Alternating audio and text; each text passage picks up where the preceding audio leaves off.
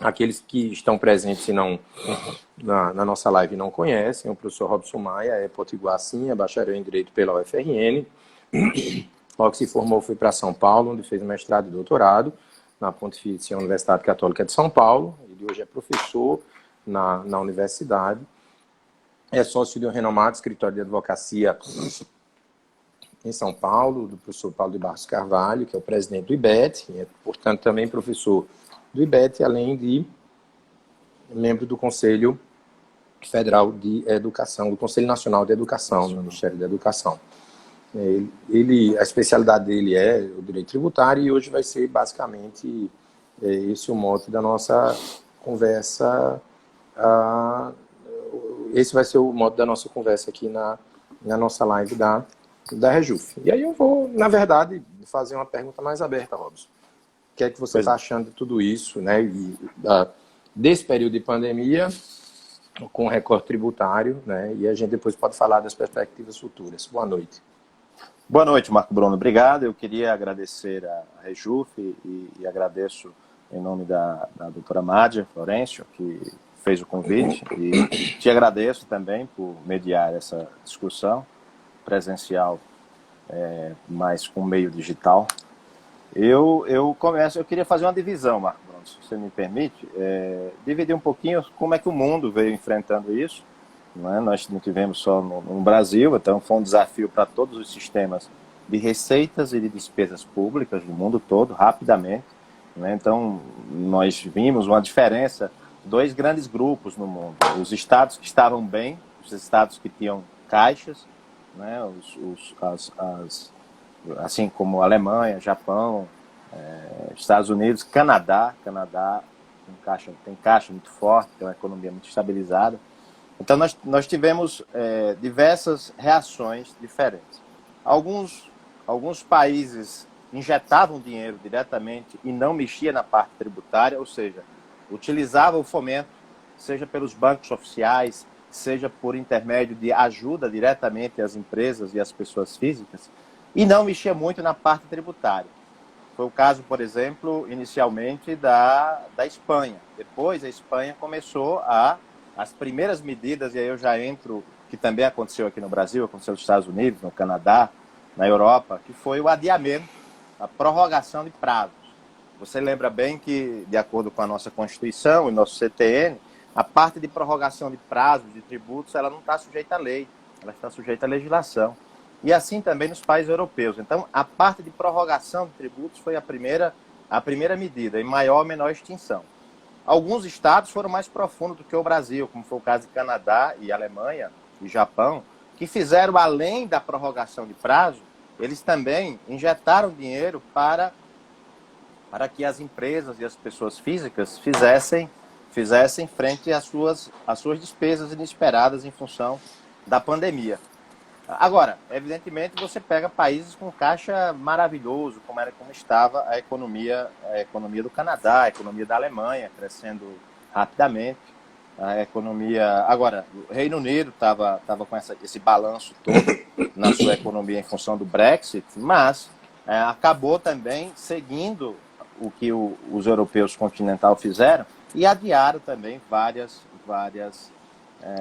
prestações tributárias. Agora, quando eles adiam isso, e isso aconteceu no Brasil, evidentemente que o caixa desses países, eles sofrem um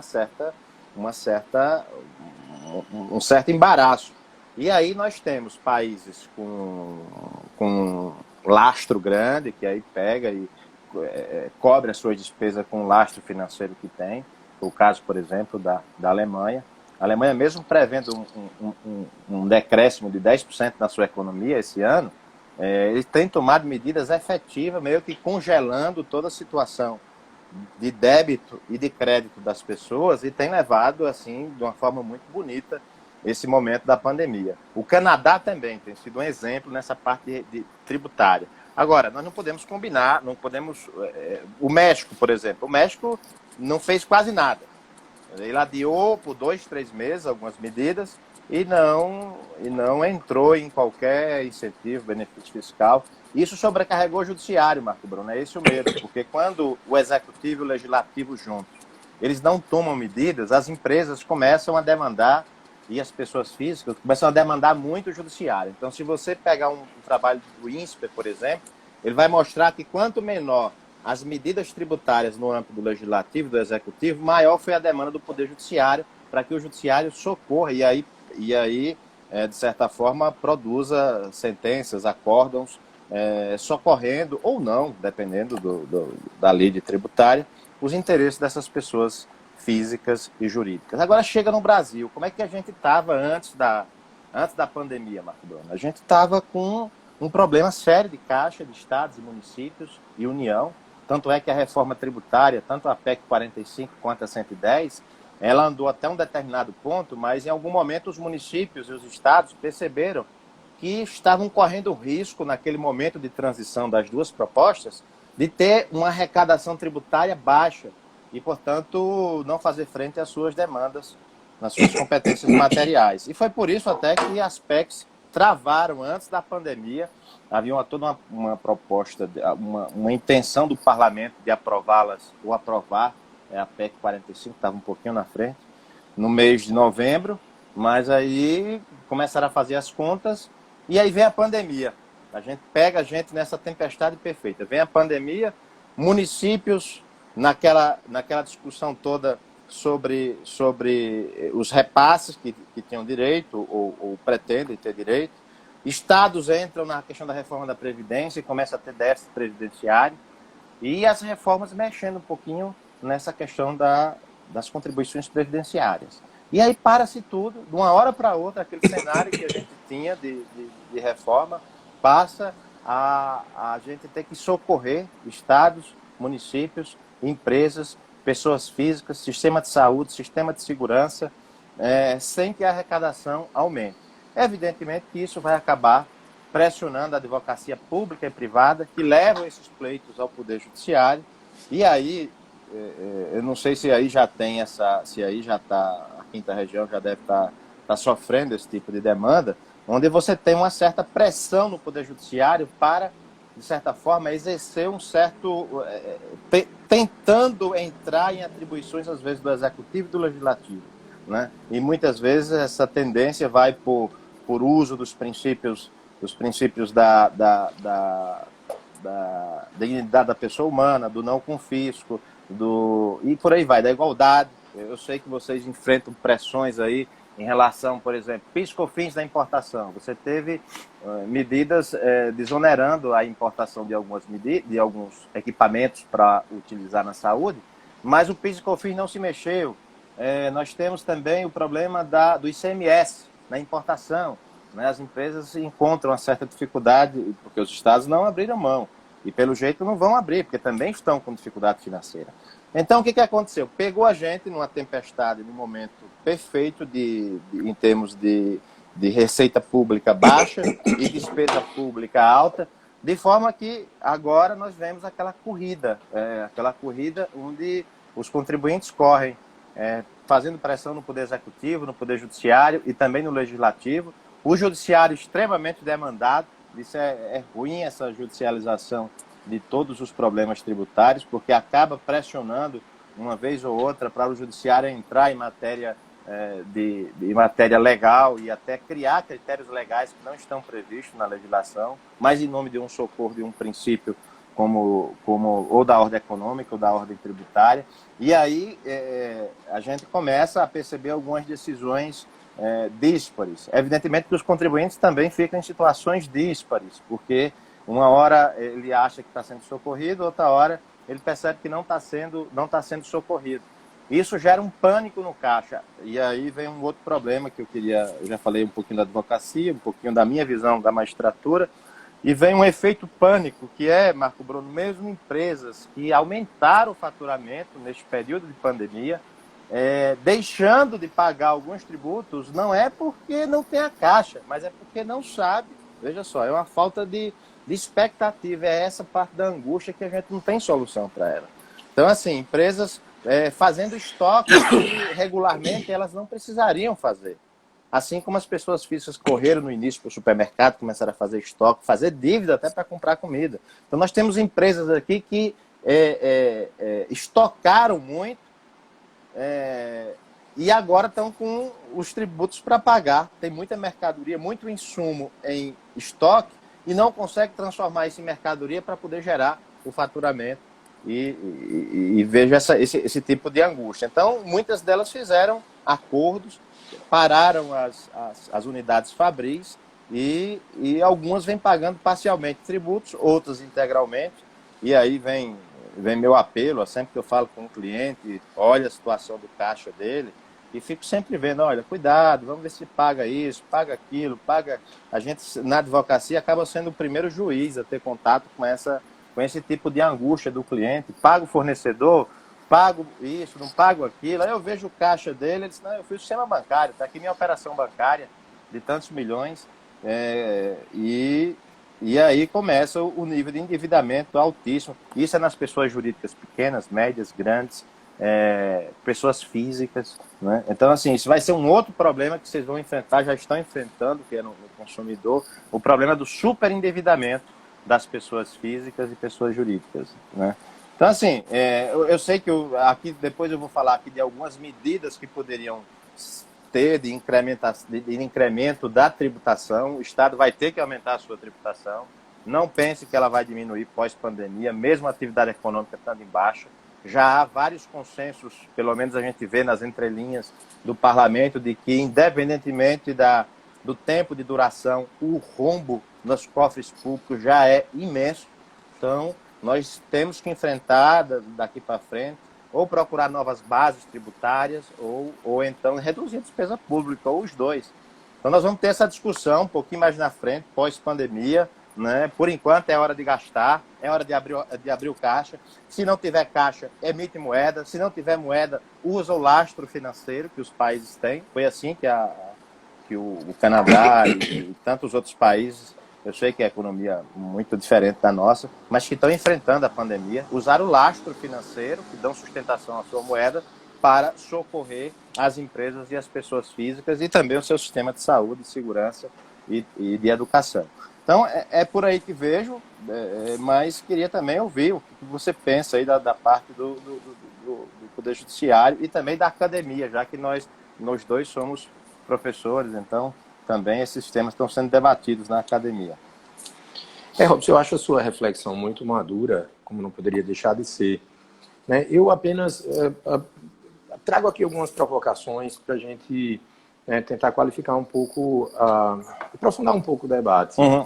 Né? A primeira provocação que eu traria, eu acho que me chamou muita atenção quando você falou da tempestade perfeita. E aí eu me pergunto, Robson, se isso foi uma tempestade perfeita ou simplesmente uma tempestade. Por quê? Uhum. Porque, na verdade, você descreveu um contexto realmente de falta de lastro financeiro, né, no Estado brasileiro, de responsabilidade fiscal, mas eu me pergunto quando é que esse lastro financeiro de fato já existiu, e aí eu digo solidamente. Ou seja, se a gente, na verdade, não está lidando com uma característica que faz parte da cultura financeira brasileira como um todo, né, e no final das contas a gente terminou lidando com uma pandemia, com o detalhe de que isso é um pouco diferente para nós brasileiros, porque a gente não se envolve com guerra, aqui não tem furacão, aqui não tem tornado, aqui não tem... As tragédias naturais são aquelas que nós já conhecemos. De certo modo, durante um certo tempo, a gente meio que perdeu a empatia em relação, né, às nossas próprias tragédias. Então, sabe, uma inundação em determinada cidade passa, sabe, naturalmente, e a gente lidou com aquela que talvez seja a maior tragédia discutida judicialmente no mundo, que foi aquele acidente de Mariana, sabe, e hoje em dia a gente, sabe, não escuta, quem lida com isso é quem é advogado, quem é juiz, que está atuando naquele processo, além dos membros do Ministério Público que lá atuam também, com enorme complexidade. Então, claro que é uma tempestade terrível, uma tempestade que está vivendo o mundo, mas eu não sei se o Brasil, num outro momento, estaria muito diferente do que está agora, né? A segunda provocação que eu trago, e essa que eu acho que é a mais difícil, eu não imaginaria que você fizesse diferente quando você falou da necessidade de uma drástica redução na despesa pública. E esse vai ser um ponto muito interessante. Eu mesmo sou uma pessoa que tenho, querendo ou não, hoje à tarde eu participei lá de um evento belíssimo, organizado pela Justiça Federal do Rio Grande do Sul, um webinário solidário, um negócio muito bacana, tem os ministros supremos palestrando, enfim. E aí os colegas do Rio Grande do Sul pediram que eu falasse sobre, o título da palestra era Reconstrução pós-pandemia, verde, solidária e sustentável. né? E ali eu fiz uma confissão, né, que é a de que eu, de há muito, meio que flerto com o pensamento jurídico liberal. Né? Mas eu precisei admitir, eu estava debatendo com um colega daí de São Paulo, quem estava como moderador lá, eu era palestrante, ele era moderador, você deve conhecer o André de Carvalho Ramos, que é Sim. professor da Universidade de São Paulo. Então, foi o meu debate com ele, depois da minha palestra, né, e ele fez uma provocação em torno do SUS, né, e inclusive em relação à emenda constitucional 95, e toda a dificuldade que o Brasil tem e terá para combater essa pandemia. E aí eu fui obrigado a dizer que eu mesmo, né, me surpreendi muito com a mudança de certos posicionamentos que eu tinha, porque eu, por exemplo, muito preocupado com a questão do equilíbrio fiscal, eu era radicalmente favorável, efusivamente, vou dizer radicalmente, porque radical não é uma palavra que combina muito comigo, mas eu era efusivamente favorável à reforma da Previdência, inclusive naquilo que me atingia. Né? E aí, quando a gente verifica, né, políticas como essa de previdência, de assistência, em particular de saúde, porque quantas e quantas vezes a gente não ouviu falar, né, que um sistema de saúde com o formato do SUS é uma loucura do ponto de vista fiscal, na verdade foi essa política social que, no final das contas, ainda está conseguindo salvar vidas no Brasil. E não apenas vidas, né, Robson? Porque isso, querendo ou não, num momento como esse, faz o mercado se movimentar. Gera riqueza. Então, esse debate vai ser muito difícil num contexto de reforma da Previdência pós-pandemia, porque a gente vai ter que discutir sobre a redução, se é que a gente vai primar por um imediato. Mas eu acho que não tem que mexer com redução, não, Marco. Né? Eu já penso um pouco diferente. Né?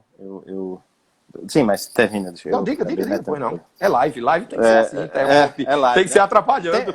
Senão não é live. Quando você fala. Senão não é live. Veja só, tempestade perfeita. Por que isso? Você tem razão quando você fala, mas a gente não é sempre assim. Lógico, existe uma coisa na nossa cultura, pública e privada: falta de poupança. Falta de Justamente, poupança. Nós não temos a cultura da poupança pública e da poupança. Quando eu falo poupança pública, significa caixa para gastar com as urgências e com as políticas públicas, que são eleitas pelos parlamentares. Marco Bruno, se a gente ficar dessa forma engessada, um parlamentar passa 4 anos, acho que um mandato de 4 anos, ele não consegue implementar uma medida em nome da qual ele foi eleito ou eleita. Né? Então, assim, nós temos um problema de poupança. Isso é um problema cultural nosso. Um problema cultural nosso, não só nosso, mas também... que, na verdade, tem uma premissa que é a falta de planejamento, né? Bem típico. Exatamente. Né? Público e privado. A cultura do improviso, exatamente. Isso é verdade. Perfeito. Nesse ponto você tem toda a razão. Dizer, mas se fosse há 4, 5 anos, tal... Se a gente pega uma tempestade dessa há menos tempo, há mais tempo, 10, 12 anos, eu acho que não seria tão pesado assim. Eu penso que não seria tão pesado. Mas para estados e municípios, você está pensando na União. Você está pensando na União. Mas a ajuda teria que vir. Você está pensando na União. Teria que vir. Exato. Aliás, Marco Bruno, a gente tem que repensar aquelas competências lá do artigo das competências comuns. A gente está vendo estados e municípios sufocados com a parte da tributação pequena e tendo que se submeter a essa verdadeira passeata à União pedindo isso, como sempre foi. Né? Então, assim, a gente vai rediscutir pacto federativo.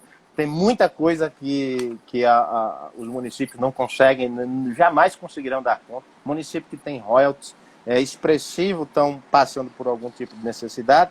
Mas aí quando você fala, mas é uma tempestade perfeita, eu digo, olha, não sei, a gente estava num momento de reformas.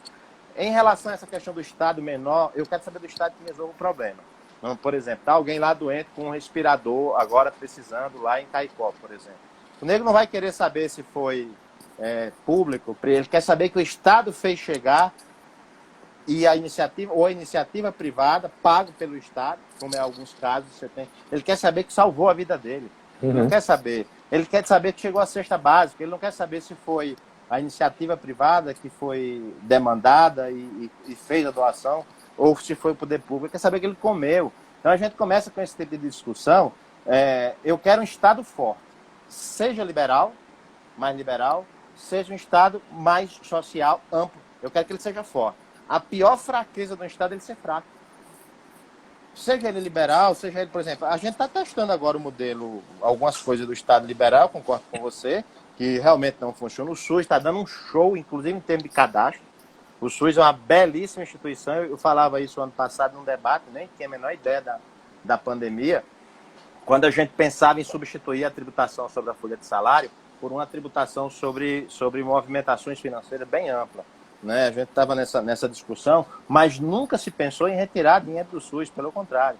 Nunca se pensou nisso. A gente pensou numa forma de desonerar o trabalho, porque a gente vai ter esse monte de gente, vai subir para 20 milhões de desempregados, com essa tributação altíssima em cima da folha de salário, a gente não vai conseguir o reemprego. Os robôs vão tomar conta de muita coisa. Eu estava conversando com um amigo que tem fabricação mais do que a gente imagina. E a partir de agora, então, que a Marco gente Bruno, descobriu esse que a povo vai gente... comer... Esse povo vai comer com o quê, Marco Bruno? Qual vai ser o emprego que esse pessoal vai ter? Será que a gente não vai ter um tempo para treinar? A iniciativa privada precisa treinar essas pessoas, o poder público, o SESC, Senai, a gente precisa treinar para essas pessoas serem recolocadas, senão a gente está criando uma tragédia social, independentemente da pandemia. Com a pandemia, acelerou tudo. Então, assim, eu fico com medo da multidão de desempregados.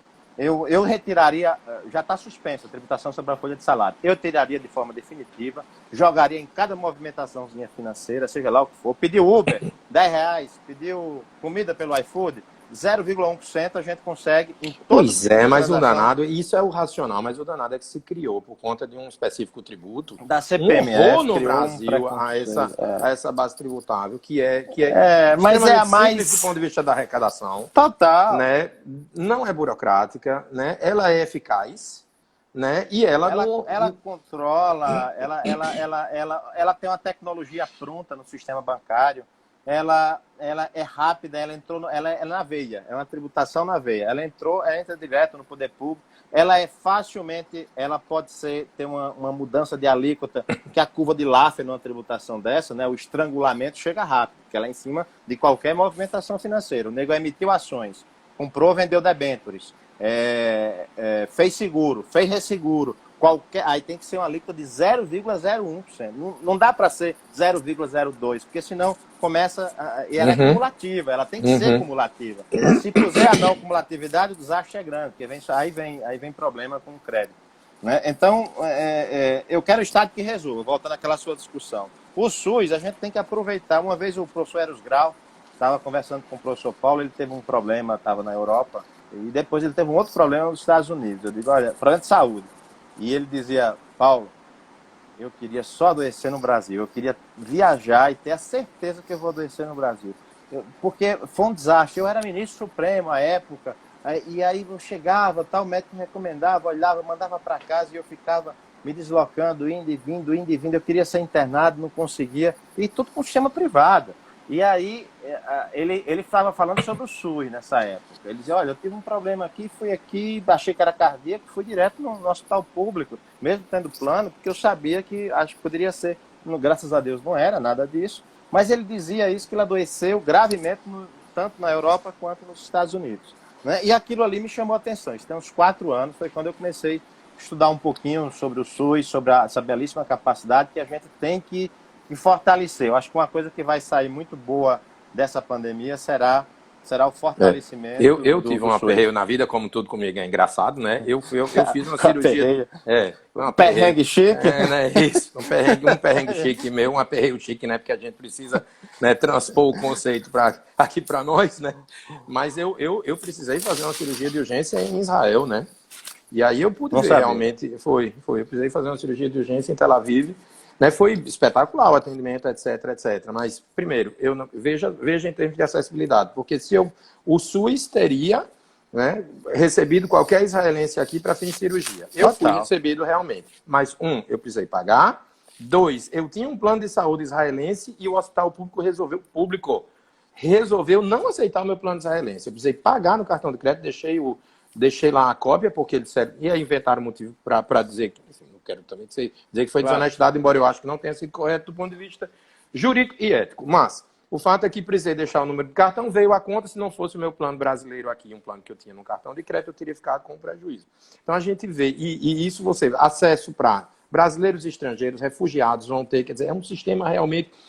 inclusive que faz a diferença. A gente precisa melhorar a gestão, né? Claro, sem dúvida. Mas aí mas em termos organizacionais, a gente realmente não tem que se né, queixar, e essa pandemia mostrou a correção desse sistema. Eu critiquei muito já esse sistema, sabia, Robson? Eu já disse que esse sistema, cheguei a dizer que esse sistema era uma loucura, que esse sistema era impagável, mas a gente percebeu, precisou de uma pandemia para perceber a importância disso num país como o Brasil.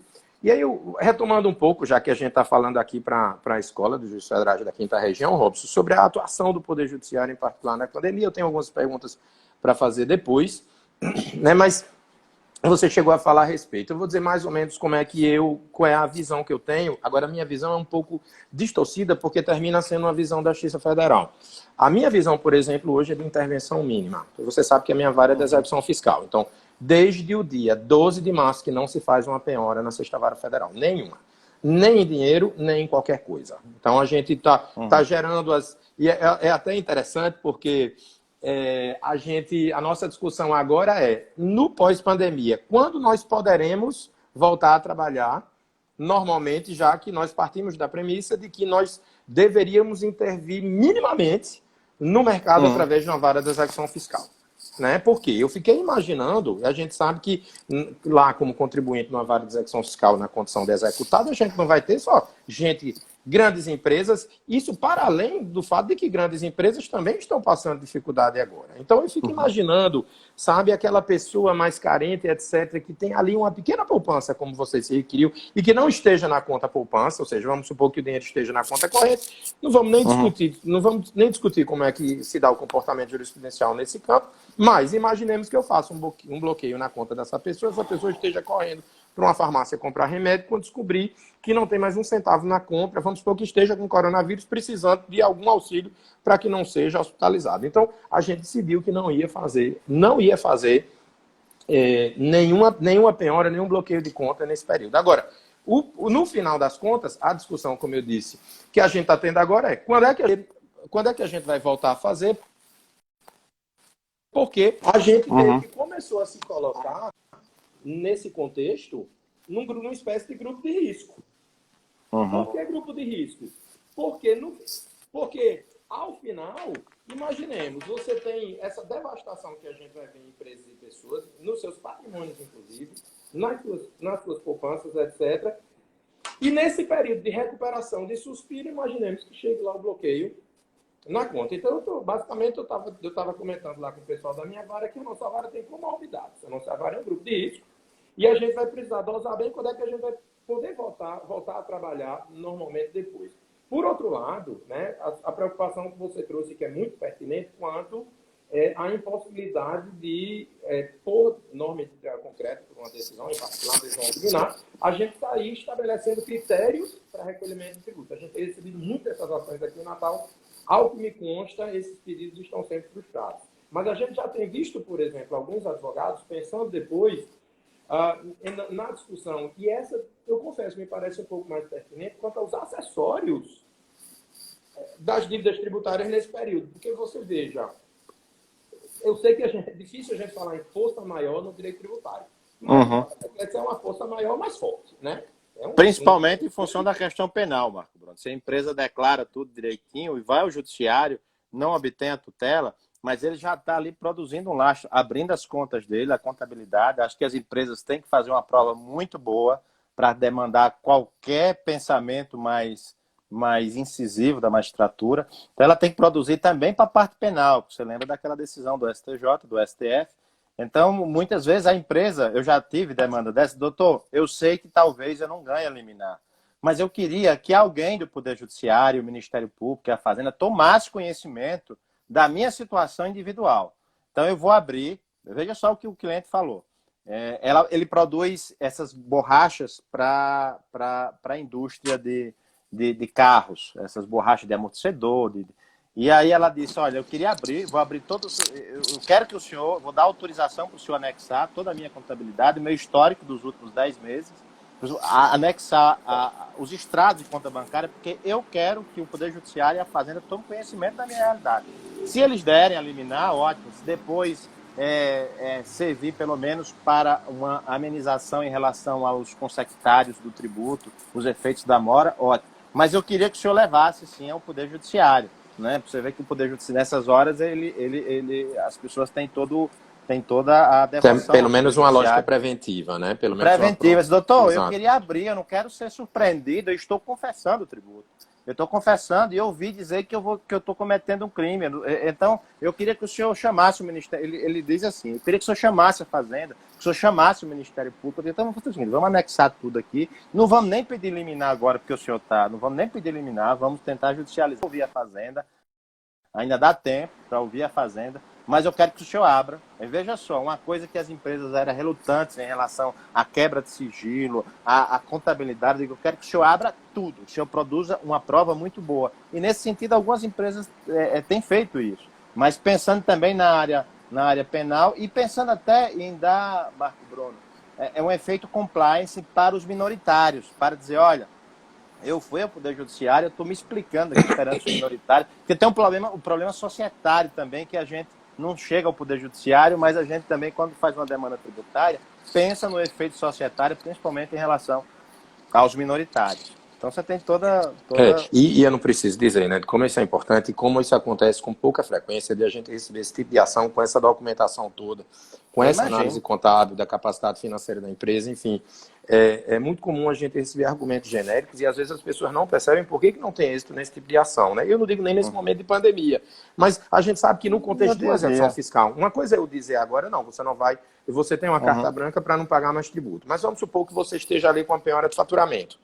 Não adianta você pedir genericamente uma redução do penhora de faturamento só porque estamos em pandemia. Você mesmo está dizendo. E é verdade que algumas empresas estão faturando mais, embora seja uma minoria. Mas o fato é que eles existem. Então, essa capacidade de você discutir direito tributário a partir de provas, se for o caso, pede uma audiência. Né? Pede uma audiência, checa. Né? Eu agora marquei já uma hoje, de uma empresa que está desesperada, porque está precisando de uma certidão, e enfim, está com problema lá no BNDES, então vamos marcar. Estou fazendo audiência daqui de casa. Aliás, nesse mesmo lugar em que eu estou aqui, isso aqui é o meu gabinete, Robson. Todos os dias, você aí deve ser o seu, isso aqui é o meu gabinete. Todos os dias eu entro daqui e aqui a gente está, né, prestando a jurisdição normalmente. Mas, enfim, Robson, deixa eu lhe trazer aqui as perguntas, como Mádia, nossa chefe que está aí nos assistindo. Bem, minha gente, só uma coisa, deixa eu lhe pedir desculpas, eu tirei o microfone e botei novamente, porque eu estou, assim, chegando perto de não ter mais bateria. Então, eu vou ficar, por mais que o áudio fique ruim, como querendo ou não, o áudio de Robson está excelente e a gente quer ouvi-lo e não me ouvir, de vez em quando o meu áudio pode ficar mais baixo, mas vai dar tempo de a gente terminar aqui a nossa live. Então, quantas perguntas aqui, Robson? Primeiro, foi feita uma pergunta sobre equilíbrio fiscal, acho que você já respondeu, mas podia associar uma outra pergunta que essa mesma pessoa fez. O Brasil vai ter condições o Brasil vai ter condições de resguardar seu equilíbrio fiscal depois da pandemia e, em caso positivo, quais serão as medidas tributárias? Deixa eu acrescentar, que é uma pergunta que já é minha, na complexidade, porque eu acho que ela, querendo ou não, vem em boa hora, dado o contexto da discussão. Como a pandemia vai interferir na reforma tributária? Eu quero que você se projete. Vamos sonhar, vai ter uma reforma tributária. Eu quero que você se coloque em fevereiro de 2020 e em fevereiro de 2021. Qual seria a reforma tributária em fevereiro de 2020? Qual seria a reforma tributária em fevereiro de 2021? Já que, querendo ou não, alguma coisa precisará ser feita no Brasil diante, né, dos problemas fiscais que certamente estão acontecendo e que certamente acontecerão depois da pandemia. Marco Bruno, respondendo de forma objetiva, qual seria a reforma? Eu faria a unificação de tributos federais, primeiro. Não mexeria agora em ICMS e ISS. Há um clima de insegurança muito... Portanto, a PEC 45 é 110, 110 no Senado, 45 na Câmara. Eu não vejo condições de aprovação integral das duas. Então, eu retomaria aquela proposta ainda do governo, final do governo Temer, que era a unificação de PIS, COFINS, Imposto de Renda, Contribuição Social sobre o Lucro Líquido, faria uma simplificação no âmbito federal. Esse era o primeiro ponto. E isso eu sinalizaria para estados e municípios. Você pergunta, isso vai ser feito? Talvez seja a ideia do Guedes, fazer essa simplificação. Eu não sei se ele vai ter condições políticas, se o governo... Aí é um outro problema que a gente não tem como medir agora. Mas eu faria uma simplificação no âmbito federal. Era o primeiro ponto. Depois, para resguardar estados e municípios numa segunda etapa de ICMS e ISS, eu introduziria um imposto sobre operações financeiras com alíquota no máximo de 0,1%, para poder criar exatamente o fundo para resguardar o equilíbrio entre eventual perda no ISS e no ICMS. Então eu faria dessa forma, faria essa era a primeira fase. Numa segunda fase, aí eu viria na simplificação do ICMS e do ISS. É o cenário que eu vejo em 4, 5 anos. Não vejo nenhuma PEC dessa sendo aprovada integralmente, mexendo no ICMS e no ISS. E eu vou lhe dizer uma razão específica, inclusive é o problema da tributação digital. Né? Quando começou lá o IBS na emenda 45, ou mesmo o Imposto sobre Bens e Serviços na emenda 45, ou mesmo a 110, nós tínhamos dúvidas. Veja que nós tínhamos aprovado a Lei Complementar 157, que é de 2016, jogando os serviços digitais para a competência dos municípios. Então, hoje está mais ou menos dessa forma. Os estados entenderam que é uma competência, que é serviço de comunicação. O estado do Rio de Janeiro, anteontem, publicou uma lei já tributando esses serviços digitais como sendo serviço de comunicação, ou mesmo o ICMS mercadoria, criando o conceito de bem e mercadoria digital, já tributando lá e jogando mais ainda, jogando as empresas que fazem as operações como responsáveis por ela. Portanto, aquelas fintechs, aquelas empresas de pagamento, no Rio de Janeiro já estão, hoje foi publicado o regulamento, as plataformas, os sites, eles já têm a obrigação de fazer a retenção caso não haja o pagamento.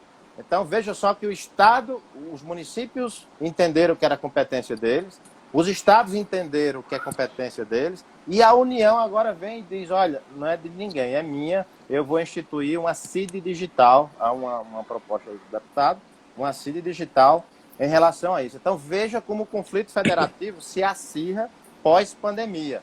E logo num mercado que vai se fortalecer muito, né, no período muito. pós-pandemia. Os municípios perceberam, com a emenda, com a Lei 157 e depois com a tributação incorporada aos municípios, eles perceberam que se aprovasse o IBS, a emenda 45, eles iam perder uma arrecadação porque eles estão prevendo um aumento dos serviços. Isso é no mundo todo. Ninguém quer mais mercadoria, ninguém quer mais o carro, ninguém quer mais o telefone, você quer o serviço, quer alugar o carro. Então os municípios perceberam... Até a BMW hoje está com um serviço, né? Uma espécie de Uber BMW. Em Lisboa, por exemplo, tem, exato.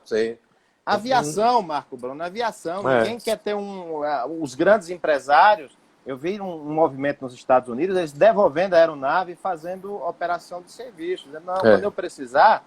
Eu uso, mas eu não quero ter uma aeronave para ficar depreciando no meu nome e comprando peças e todo tipo de responsabilidade civil pelo voo, né? É muito, muito complicado. Então, assim, eu vejo uma simplificação no âmbito federal. ICMS e ISS, eu não acredito em aprovação, em mudança. Está complexo? Está ruim? Está. O IBS, a emenda 45, piora, porque ficam 2 sistemas de transição, no mínimo durante 5 anos, 10 anos. Aquilo não funciona. Ele quer simplificar na parte da alíquota, estabelecendo uma alíquota uniforme, mas na parte operacional, ele não é operacional. Eu tenho muitas dúvidas em relação... Aliás, dúvidas minhas não. Vocês podem pesquisar na internet, vários especialistas falando, e conviver 2 administrações tributárias por 5, 6 anos, por 10 anos, né? Uma transição muito longa em termos de receitas, pensando em 50 anos. 50 anos, a gente... Não é razoável em nada. Né? 50 anos é um mundo. Então, eu faria isso. Aí você pergunta, sim, mas eu vou fazer como para equilibrar depois da pandemia? O que eu vou fazer? Tem receitas, eu lembro que o governo tem muitas... agora, voltando novamente àquela discussão. Eu não quero um Estado liberal. Eu não preciso ter essa discussão. Os serviços essenciais têm que ser mantidos com o Estado, não tem a menor dúvida. Está aí a prova. Durante a pandemia. Agora, tem muitos braços, muitas estatais que são sem futuro para o governo. Né? Serve de moeda de pressão para negociações políticas. Todos nós sabemos disso. Então, muitas coisas eu passaria para a iniciativa privada, fortaleceria o caixa da União, fortaleceria as ações, portanto, um Estado com caixa. Aí ele tem que ser responsável, fazer as intervenções devidas. E eu não entraria nessa discussão, está diminuindo aqui, diminuindo lá. Tem várias estatais, tem município de São Paulo, tem 80 estatais, Marco Bruno. Não Não existe tenha isso, dúvida. não. Não faz sentido. Para manter só um administrativo desse, um recursos humanos desse, não faz sentido. Há fora alguns serviços, né, Robson, que convenhamos. Claro, são serviços que você pode dizer, não, faz algum sentido que sejam prestados pelo poder público, mas se a gente está trabalhando num ambiente de prioridade, por exemplo, eu me pergunto, por exemplo, por que o serviço de estradas é inteiramente gratuito? No Brasil, estradas péssimas, né? E no final das contas é um serviço que vai beneficiar quem tem carro. Quem tem carro, né? quem pode. É verdade. Mas isso pois é, tira do caixa, tira de todo mundo. Isso precisa ser repensado. Agora, uma outra coisa, eu faria isso, faria a aprovação dessa. Movimentou R$ 1 ali, o Estado tem que esquecer, ou esquecer não, pelo menos lembrar que renda, propriedade e consumo são bases que estão sendo diluídas no mundo todo. Então eu preciso ir para a movimentaçãozinha do cartão na hora eu preciso ir para isso. O Estado precisa ter essa fonte de receita. Agora precisa trocar, ele não pode criar mais um tributo. Mais um tributo ninguém aceita, por premissa. Ninguém aceita, o parlamento não aceita, o povo não aceita. Eu preciso trocar, preciso mostrar para o contribuinte que pelo fato de ele estar empregado, não vai pagar mais contribuição sobre aquele salário que eu pago a ele, mas sim nas movimentações que eu faço de qualquer coisa, seguro, resseguro, mas aí tem que ser uma base que não seja da CPMF. A base da CPMF, Marco Bruno, era 6,3 trilhões, que é um PIB. A base ampla, ela vai para 100 trilhões, porque é o valor das movimentações. Por isso que a alíquota tem que ser bem baixa, porque é qualquer movimentação. É cartão, seguro, resseguro, crédito, débito, para tudo. 0,1% você arrecada pelo menos em torno de, na economia, com a queda de 5% desse ano, você arrecadaria 600 bilhões, a folha de salário arrecada 400 bilhões. Então você tem mais 200 bilhões de saldo aí. Você acha que o cara do iFood ou o Uber, que paga 20%, 30% para o Uber, 0,1% daquela corrida, ele ia fazer uma revolução? Ele ia achar que está sendo injustiçado? Não tenha dúvida, que está sendo agredido? Ele não vai. Não tenha dúvida. E quem gira mais do que o salário na conta são as grandes empresas, são as pessoas que fazem grandes operações. O nego que é assalariado, Marco Bruno, ele gasta ele movimenta 1,5 salários, 2 salários, porque é turma emprestada de um, turma de outro, e vende uma coisinha, vende outra. Ele só movimenta 1,5 salário. As grandes empresas que movimentam. Então, eu faria isso. Essa é a minha saída para o equilíbrio fiscal. E a turma da gestão, isso tem tudo a ver, você falou no fortalecimento do serviço. A turma da gestão, na verdade, está dizendo que a partir de agora a gente está vendo o mundo das experiências, né? Das experiências. Isso tem tudo a ver, na verdade. As bases tributárias estão mudando porque os nossos referenciais, né, de vida estão mudando e elas vão ter reflexo também, né, na forma como a gente, de alguma forma, o Estado se apropria, né, de uma parcela do mercado para poder prestar serviços públicos. Robson, não tem muito segredo, não. Pois é. Robson, uma última pergunta aqui. Eu comecei agora que eu esquentei, olha aqui, eu quando começo aqui, Marco Bruno, café aqui para estragar o estômago e Milanta Plus para acalmar o estômago. São os dois durante o dia. Rapaz, uma decepção, eu pensava que tinha uma taça de vinho aí ao lado, tem café. Não, de jeito nenhum, é café e Milanta Plus. Mas, Robson, mas Mádia, a chefa, disse que a gente deveria ficar em torno de 40, a gente está aqui há 40 e quase 50 minutos. Mas enfim, eu até ficaria, mas eu estou morrendo de medo aqui. Do meu iPad que está com 4%. Não, ninguém aguenta live de mais de 1 hora, não, meu amigo. Não é isso. Mas, amigo, veja só, a pergunta quais serão os incentivos às empresas para poderem superar esse período de pandemia que virá? Essa pergunta foi feita aqui. Marco Bruno, eu tenho muita dificuldade, assim, o incentivo tributário, diretamente, ele é meio complicado porque ele desequilibra, às vezes, o mercado e muitas vezes ele é difícil de ser retirado. Muito difícil retirar um incentivo tributário. O que a gente tem que fazer, e já tem sido feito, mas em pequena medida, eu abriria o caixa para financiamento direto para as empresas. Esse dinheiro ele entra rapidamente, ele entra e ele é um... E ele volta, né? E ele volta. E ele volta, e ele volta. Ele Então, gera assim, riqueza. eu mexeria na parte tributária em algumas medidas, dá para mexer, mas eu tenho o incentivo financeiro, diretamente no caixa. Nós temos lastro, nós temos moeda boa. Se não tiver, todos os economistas, se você pesquisar aí, vão dizer que, neste momento, se tiver, por hipótese, que emitir moeda, nós não vamos gerar inflação, nós estamos caminhando para uma deflação. Então, Exatamente. mesmo que o governo tenha que emitir moeda, elas têm condições de, usando o sistema bancário, rapidamente, coisa de 2, 3 dias, jogar dinheiro na conta corrente da empresa, da pessoas físicas, como fizeram agora com os R$ 600, deveria até ser mais. Então, nós temos lastro para fazer isso. Se tiver que mexer na parte tributária, tem que mexer tributação na folha de salário. Isso é uma injustiça do tamanho do mundo. Outra coisa que tem que eu acho que caminha para uma mudança, substituição tributária no ICMS. Marco Bruno, você antecipar. É uma maldade, não, é uma maldade. Você jogar para a empresa no meio da pandemia que tenha que antecipar para o poder público sem uma operação que você não...